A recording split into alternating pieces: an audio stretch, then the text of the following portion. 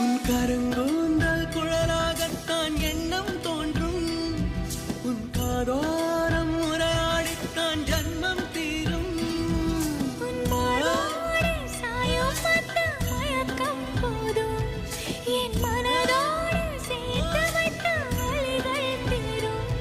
உன் காதல் ஒன்றை தவிர என் கையில் ஒன்றும் இல்லை, அதை தாண்டி ஒன்றும் இல்லை.